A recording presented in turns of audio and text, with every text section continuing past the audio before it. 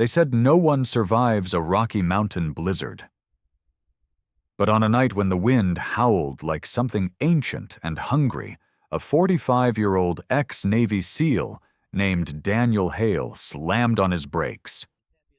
Two elderly silhouettes were staggering through the storm, one clutching his chest, the other whispering prayers into the snow. Daniel had sworn he was done saving lives. But when the old man collapsed in his arms, and his German shepherd growled at something unseen in the whiteout, Daniel realized this wasn't an accident.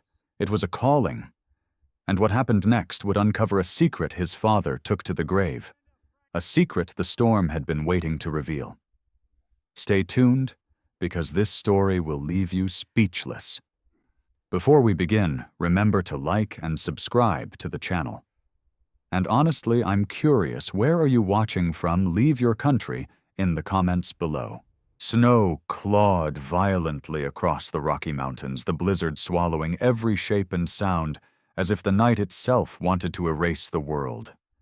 The wind battered the narrow mountain road, its scream rising and falling like lost spirits wandering in the storm. Through that chaotic white void crawled an aging Ford F-150, its headlights cutting thin yellow tunnels through the snow.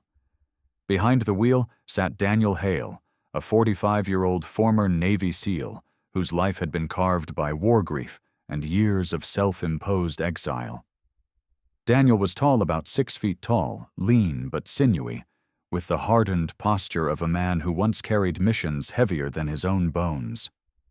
Time and sorrow had sharpened his features, a strong jaw covered with uneven stubble cheekbones that cast shadows even in dim light, and deep-set gray eyes that held the weight of unspoken guilt. His hair, dark brown and grown slightly long to his nape, showed streaks of silver at the temple's remnants of sleepless nights, and too many memories whispering at dawn.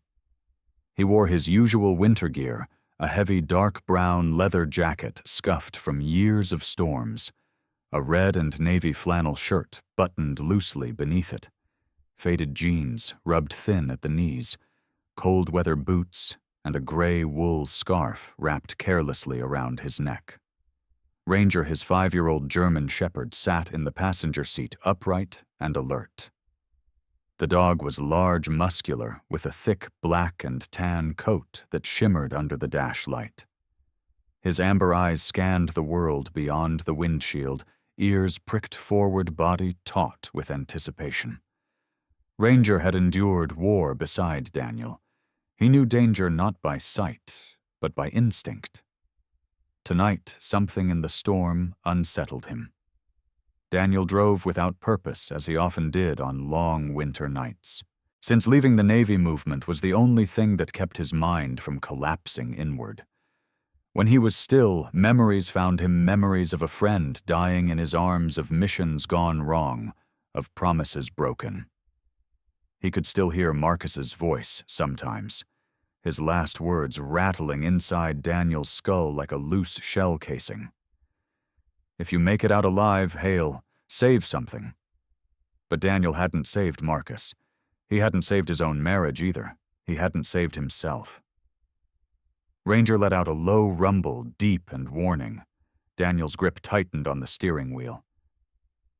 "What is it, buddy?" The dog didn't look at him. His gaze pierced the darkness ahead. Daniel leaned forward as the headlights shimmered over a swirling wall of snow. And then he saw them. Two silhouettes staggered through the blizzard, frail, trembling, barely upright. The figures swayed like two candles on the brink of being extinguished. Daniel's heart lurched. He slammed the brakes. The truck skidded sideways on the ice, fishtailing dangerously close to the cliff's edge before shuddering to a stop. For a moment, Daniel sat frozen, breath shallow, the wind screaming against the windows. Then he threw open his door and stepped into the storm. The cold hit him like a blade. Ranger jumped out beside him. "Hey," Daniel shouted over the wind. "Are you all right?" The figures turned weakly toward the sound of his voice. An elderly man and woman, their bodies hunched beneath layers too thin for a night like this. The man Frank Miller, about 78, had a gaunt face etched deeply by age, weather, and worry. His gray hair poked out beneath a knit cap, his breath ragged, each exhale a puff of desperation. His shoulders drooped under the weight of exhaustion, and his gloved hand pressed tightly against his chest as if holding his heart in place. Beside him was Alice Miller, his wife, a petite woman in her mid-70s, with soft silver hair whipping loose in the wind. Her face, pale from cold, carried gentle lines that suggested a lifetime of kindness, yet tonight her blue eyes were clouded with terror. She clutched a small canvas bag to her chest with trembling fingers. "Please." Alice tried to speak, but the wind stole her voice. Frank opened his mouth to answer Daniel, but the words never came. His knees buckled, his eyes rolled back. He collapsed into the snow like a marionette with its strings cut. Frank Alice cried, her voice cracking through the storm. She fell to her knees beside him, shaking his shoulders helplessly. Ranger barked sharply, sensing the life slipping from the old man. Daniel sprinted to them, his boots sinking deep. He dropped beside Frank, feeling the icy sting against his exposed wrists. "Sir, can you hear me?" Frank's chest rose only faintly. His face had turned ashen lips, trembling, one hand clawing weakly at Daniel's coat. Alice was sobbing now, her hands hovering uselessly. "His heart, he hasn't had his medicine. We thought we could make it to town." Her voice broke into a desperate whisper, swallowed by the wind. Daniel looked between them, the storm pressing in. Ranger pacing anxiously beside them, with a low, distressed growl. For the briefest moment, Daniel felt the ghost of Marcus's dying breath against his ear, the cold weight of a life slipping through his fingers. Not again. Not this time. He slipped his arms under Frank, lifting him with careful strength. "We need to get him to the truck. Now." Alice nodded through tears. Ranger stayed close, guarding their flanks, as if the blizzard itself were a predator. Snow whipped around them violently, and the night grew darker still, as if the mountain wanted to swallow all three souls whole. Daniel pushed forward against the storm, each step a battle, each breath a burning ache. He didn't know if Frank would survive. He didn't know if they would make it to safety. All he knew was this: he could not let another life slip away in his arms. Not tonight.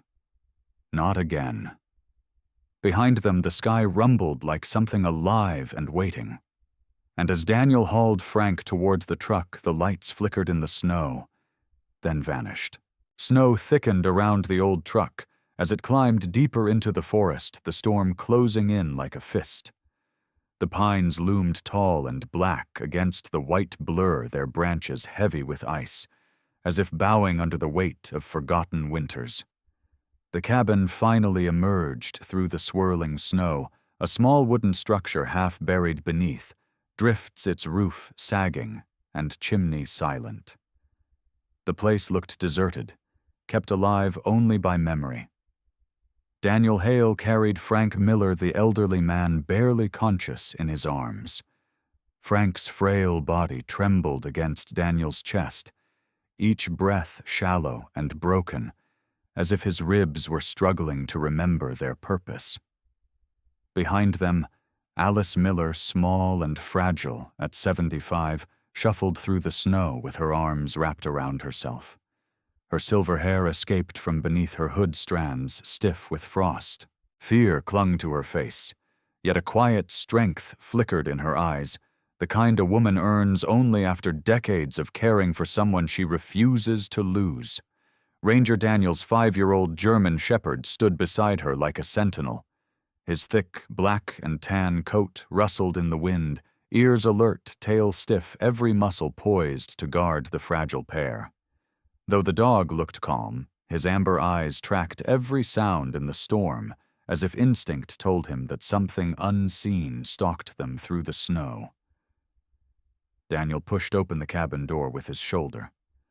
A wave of cold, stale air spilled out. "Watch your step," he murmured, though his voice sounded distant even to him. He hadn't stood in this room for years, not since the funeral, not since he walked out the door swearing never to return. The cabin interior was dark. Dust coated the furniture, and the fireplace was nothing more than a bed of old ashes. The wooden table still bore the scratches his father had carved unintentionally while repairing tools. A dead clock hung crookedly on the wall, its hands forever frozen at 6:17, as if time itself had died in this place. Daniel laid Frank gently on the worn sofa. Alice dropped to her knees beside her husband and clasped his trembling hand. "Frank, sweetheart, please stay with me," she whispered, her voice cracking. Frank's eyelids fluttered. His face was pale beneath his gray stubble, and his thin chest rose unevenly. Daniel felt a twist in his stomach, an echo of another man lying on another ground, dusty and bleeding, whispering a last request Daniel could never forget. Save something. Daniel shoved the memory away. He didn't have space in his mind for ghosts tonight. He knelt by the fireplace, stacking old logs with mechanical calm. His hands were rough and steady, though his chest tightened with each breath. Striking the match, he watched the flame bloom, small but determined. Light spread slowly through the room, painting his angular face in warm gold. It deepened the shadows beneath his eyes and reflected off the faint silver in his hair, giving him the haunting appearance of someone shaped by storms, far older than the one outside. Frank stirred weakly as the heat reached him. "Cold," he whispered, barely audible. Alice stroked his hair with shaking fingers. "You're safe now," she murmured, though uncertainty wavered in her voice. Ranger approached Frank, cautiously sniffing along his arm, then sitting close beside the sofa. The dog's ears lowered slightly, not in fear, but in recognition. He sensed suffering, the kind that lingers, the kind that makes a person's soul tremble long before their body does. Daniel stood and moved toward the closet where blankets were kept. As he pulled open the creaking door, something inside caught his eye, a wooden chest, dusty and forgotten. His heart lurched. He knew that chest. It belonged to his father, Robert Turner Hale, a man of few words and endless expectations. Daniel hesitated before lifting the lid. Inside lay a bundle of old letters tied with faded ribbon. The handwriting, elegant curved, was unmistakably his mother's. She had passed away when Daniel was young, but he remembered her gentle smile, the softness of her voice. She had written many letters, though he had never seen these before. Underneath the letters rested a small family photograph, corners bent, colors washed into sepia memory. Daniel saw himself a boy of maybe 10, standing beside his tall father and beaming mother. He couldn't remember the moment the photo was taken.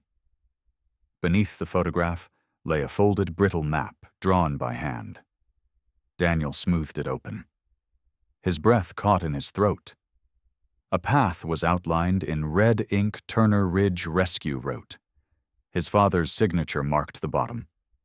Daniel's vision blurred for a moment, not from tears, but from the weight of realization. His father had been part of a rescue network in these mountains, something Daniel had never been told. Why keep it secret?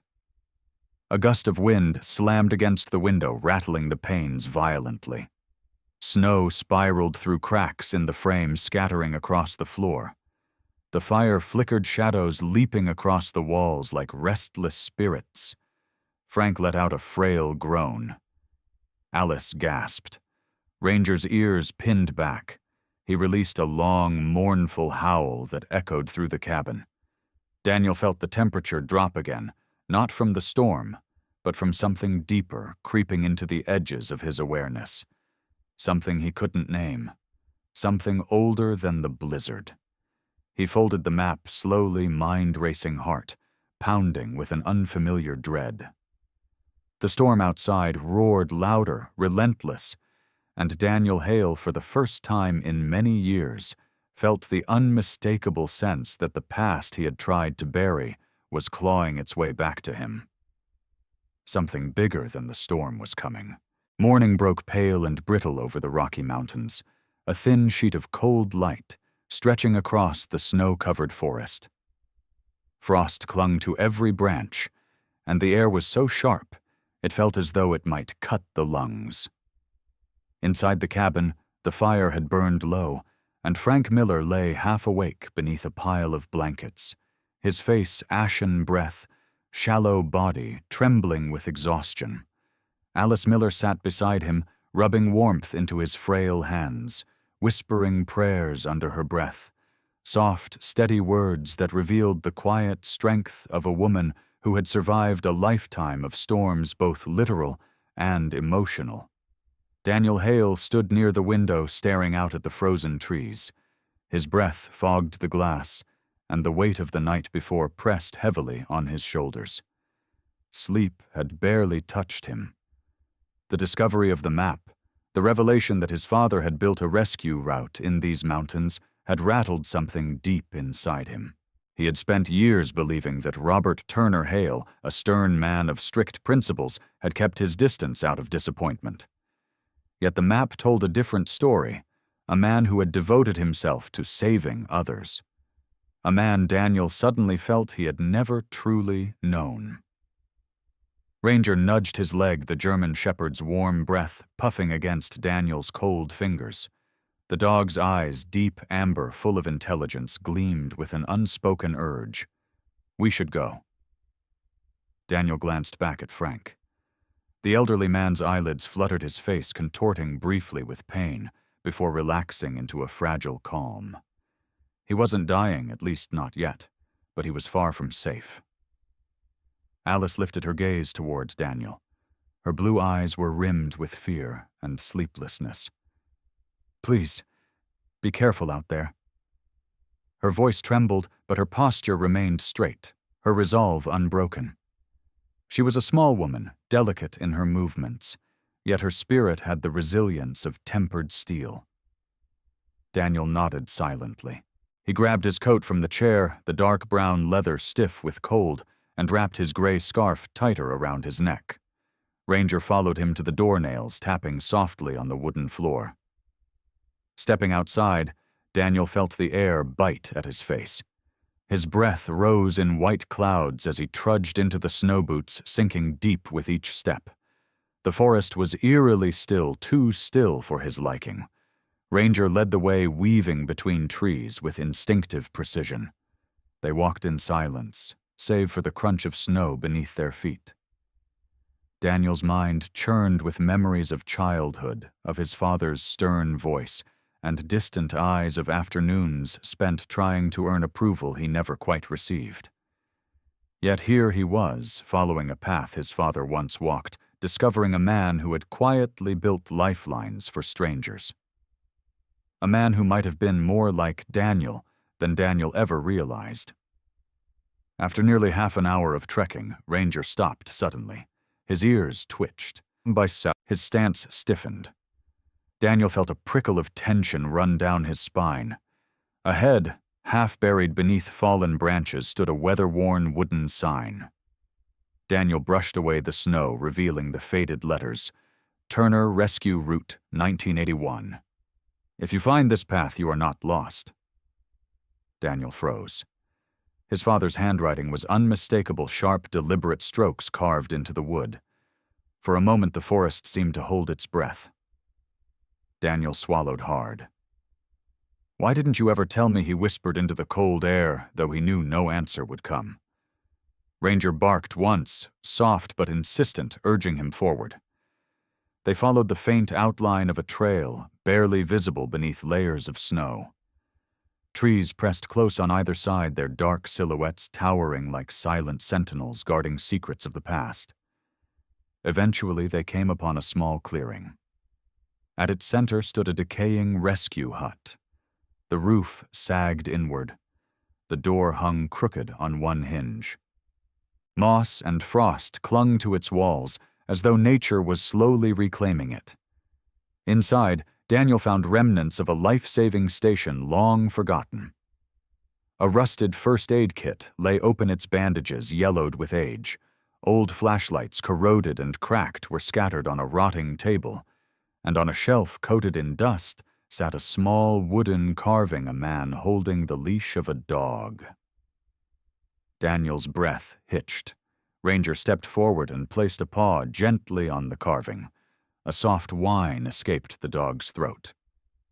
The symbolism struck Daniel like a blow. His father had not walked these mountains alone. He too had relied on a loyal companion, just as Daniel now relied on Ranger. Daniel closed his eyes, briefly absorbing the weight of the moment. For the first time in years, he felt his father's presence not as a shadow of judgment, but as a quiet echo of shared purpose.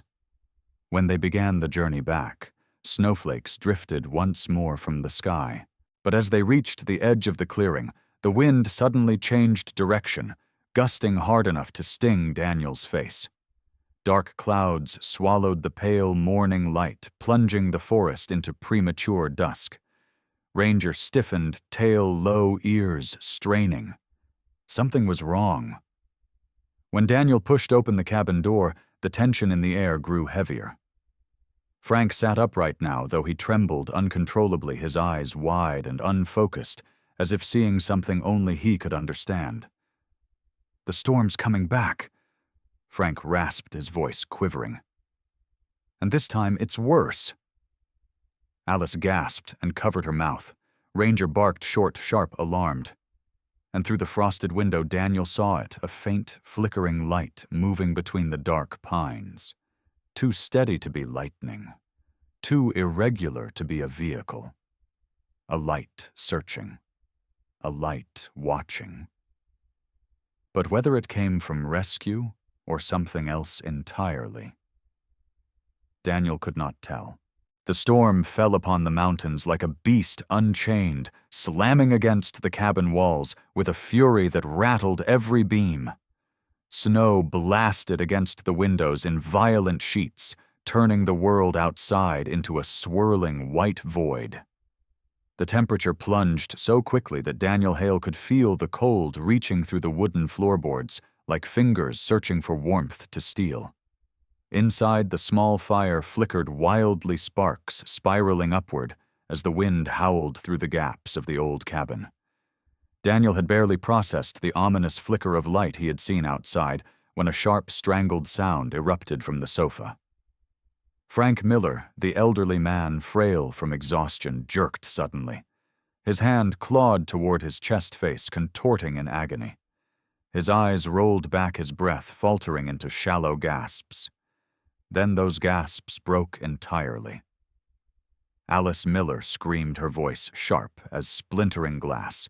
She dropped to her knees beside her husband, her hands trembling violently as she cupped his face. Frank, please, don't leave me." Her panic filled the room like smoke. Ranger Daniel's German shepherd bolted across the wooden floor, barking with frantic urgency. His claws scratched loudly as he circled Frank, then positioned himself between Alice and the storm-chilled air, trying to protect her from something he sensed in the atmosphere, something dangerous imminent. Daniel's blood turned cold. He rushed forward, dropping beside Frank, rolling the man onto his back with practiced efficiency. He unzipped Frank's coat and laid a hand on his chest.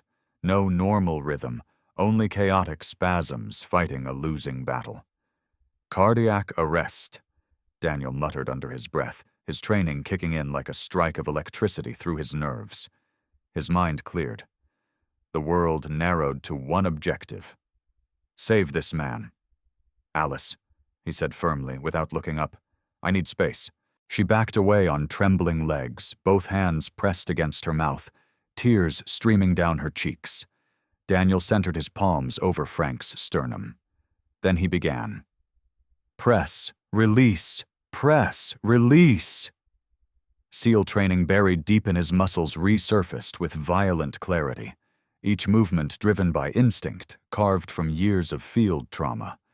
His breath came controlled, measured, but his heart hammered with a fear he could not show. Ranger barked again, pushing closer, whining low, as though pleading with Daniel to fight harder. "Stay with me, Frank," Daniel growled through clenched teeth. "Come on, stay with me, don't quit now." The storm roared louder, shaking the cabin. Snow blasted through cracks around the windows. The fire guttered, struggling to stay alive. Then the cabin door flew open, slamming against the wall so fiercely that snow burst inside like shattered glass. A man stepped through the blinding white. He was tall, broad-shouldered, wrapped in a heavy sheriff's coat lined with sheepskin. Snow clung to his boots and hat. His rugged face was weather-beaten, creased with lines carved by decades of mountain storms and harder years in uniform. A short, graying beard framed a jaw that looked strong enough to break ice. Sheriff Samuel Hayes, 55 years old, seasoned both by military service and law enforcement eyes, sharp and steady despite the chaos. Ranger barked once, recognizing him, then stepping aside. Hayes slammed the door shut behind him and strode forward. "Hail, your truck tracks led me here. Storm knocked out communication towers." "What's happening?" "Heart attack," Daniel replied without pausing compressions. "He's crashing fast." Hayes' expression tightened. He knelt opposite Daniel, checking Frank's airway, feeling for pulse. His movements were practiced calm. "You keep compression steady?" he said, voice firm. "I'll prep airway support." Alice sobbed behind them, her trembling fingers tangled in her scarf as she watched her husband slip further away. Hayes leaned over Frank, speaking with the commanding calm of a man who had dragged soldiers off battlefields. "Sir, you're not dying tonight. Not on my watch." "Come on, Frank." Daniel felt sweat mix with cold as he continued pressing against Frank's sternum, counting silently. His arms trembled from effort, but he didn't slow. Couldn't slow. Not again. Not like Marcus. Not another man dying in his arms. "Come on, Frank," Daniel repeated, breath shaking with desperation. "Fight." A small gasp fluttered through Frank's lips, but it vanished. Hayes met Daniel's eyes across the dying man's chest. "We need to move him now." Daniel nodded. Hayes lifted Frank with surprising strength for a man in his 50s, his movements steady. Daniel grabbed blankets, wrapping Frank tightly, while Ranger ran circles near the door, barking at the wind, as if warning it to stay back. They burst outside into the storm. Hayes' sheriff truck was half buried in snow, its headlights dimmed by ice. "Help me get him in," Hayes ordered. Together they shoved the door open and placed Frank in the back seat. Alice climbing in beside her husband, clutching his hand with trembling fingers. Her cheeks glistened with frozen tears. Daniel jumped in the passenger seat. Ranger leaped into the back, curling protectively near Frank's feet. Hayes slammed into the driver's seat, turned the ignition, and the engine growled to life. "Road's nearly gone," Hayes shouted over the storm. "We'll have to take the ridge path." The truck lurched forward, skidding as it fought for traction. Snow slapped the windshield in wild bursts, and wind battered the vehicle with enough force to tilt it sideways. Daniel gripped the dashboard, heart pounding as the tires slid along the icy edge of the narrow mountain trail. "Easy," Daniel muttered. "Easy." Hayes' knuckles whitened around the steering wheel. "I've driven through worse in the service," he growled. "But this storm's angry." The windshield wipers screeched across ice that kept forming faster than they could clear it. Ranger whined softly in the back seat, sensing Daniel's tension. Finally, after what felt like an eternity, the lights of the small mountain clinic flickered into view. Hayes pulled up sharply. Medical staff rushed out with a stretcher. Frank was swept inside under bright fluorescent lights. Minutes crawled by as Daniel, Alice, Hayes, and Ranger waited in a cramped hallway. Then a nurse emerged with a relieved smile. "He's alive. Stable for now." Alice broke down, sobbing into Daniel's chest. "God sent you to us," she whispered. Daniel stiffened, overwhelmed, unsure how to receive such gratitude. Sheriff Hayes placed a hand on Daniel's shoulder. "Your father saved me once long ago," he said quietly. "Now you're saving others just like him." Daniel stared at him, stunned. His roots, his purpose had never truly been lost. Something warm flickered in his chest, a feeling he had forgotten. Spring settled over the lower ridges of Colorado like a soft breath after months of clenched silence. The last pockets of winter melted into dark soil, and streams trickled down the slopes where ice had once carved cruel scars into the land. A gentle breeze threaded through the black pines, stirring the branches with a warmth that felt almost unreal. Even the air tasted different, milder, sweeter, like forgiveness drifting down from the high peaks. Daniel Hale felt it before he understood it. He stood on the porch of the old cabin, hammer in hand, the sun warming the worn leather of his coat. His breath no longer fogged in the air. The snow that had once smothered everything now receded in quiet retreat, revealing patches of earthstones and the roots of wild grass. For the first time in years, Daniel felt the world thaw at the same pace as the ache in his chest. He fixed another section of the cabin roof, driving a nail into the new plank with slow, deliberate movements. Each swing of the hammer echoed like a heartbeat, steady, grounded, alive. He worked with sleeves rolled to his forearms, exposing skin carved by years of discipline and windburn. His frame was still lean, taut with the habits of a soldier, but there was something softer now in the way he breathed in, the way his shoulders no longer curled inward, as if carrying invisible weight.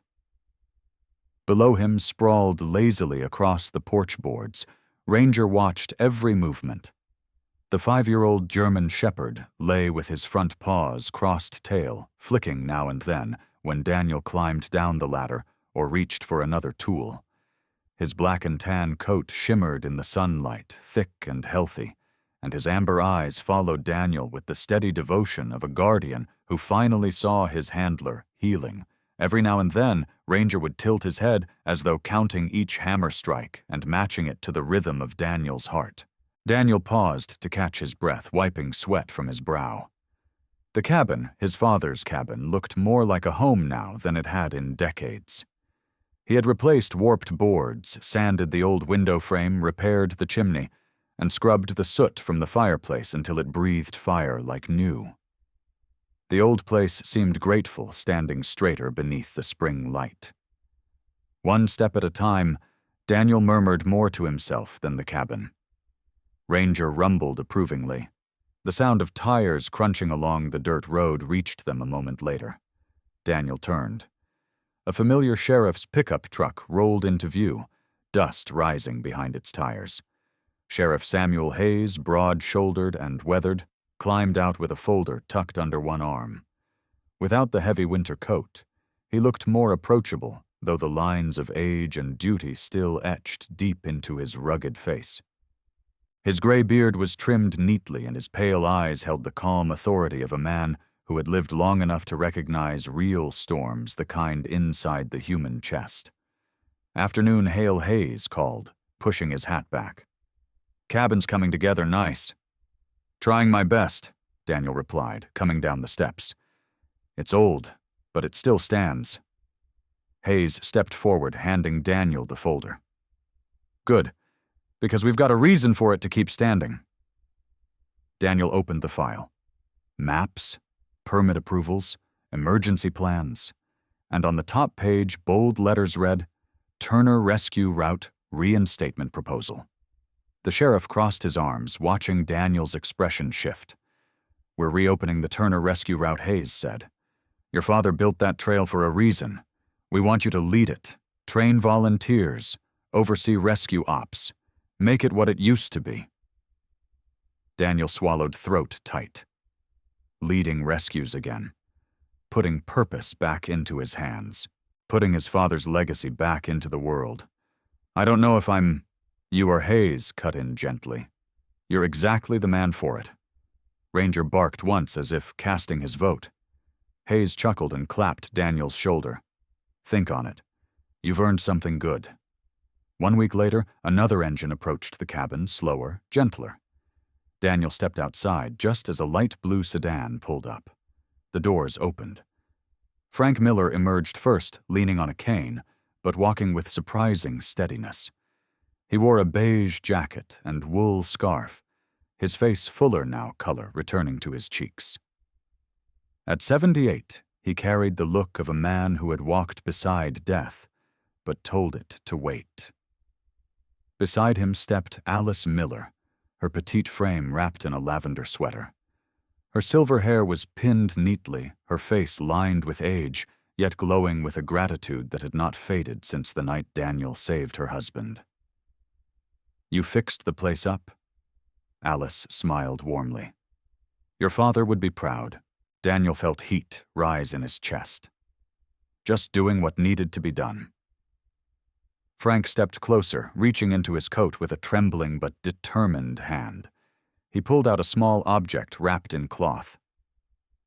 "This," he said, "belongs with you." Daniel opened it. A silver pocket watch, restored, polished, gleaming. The engraving was now clear Robert Turner. So time will never forget kindness. Daniel froze, his breath hitched. The weight of the watch felt heavier than metal, like holding a piece of his father's heartbeat. His fingers shook as he traced the engraving. Frank smiled gently. "I had it cleaned. Thought maybe it was meant to keep time again." Alice stepped forward, placing her warm, thin hand over Daniel's. "You didn't just save Frank," she said softly. "You saved our faith in good people." Daniel looked at them. These two lives intertwined with his in a way no storm could undo. Something in his chest loosened. Something that had been locked for years. The wind shifted then, carrying a soft breath of pine. The gray scarf around Daniel's neck fluttered lightly. For a moment he could almost imagine a presence standing among the trees, a tall man with patient eyes and rough hands watching with quiet pride. His father. Daniel closed the pocket watch gently and clipped it into his coat. He rested his hand atop Ranger's head. "Let's keep saving people, buddy." Ranger gave a single bright bark, the sound of a loyal warrior ready for the next call. And so beneath the warming Colorado sky, the old cabin glowed once more, not merely a shelter from storms, but a place where broken hearts found their way back to the fire. Sometimes miracles don't arrive with thunder or angels. They come quietly through ordinary people who choose kindness when the world feels cold. Just as Daniel found healing in saving others, may we remember that God often works through our small acts of mercy every single day. If this story touched your heart, share it with someone who needs hope tonight. Leave a comment to tell us where you're watching from. And don't forget to subscribe for more stories of faith and courage. May God bless you and every soul who still believes in grace, even in life's darkest storms.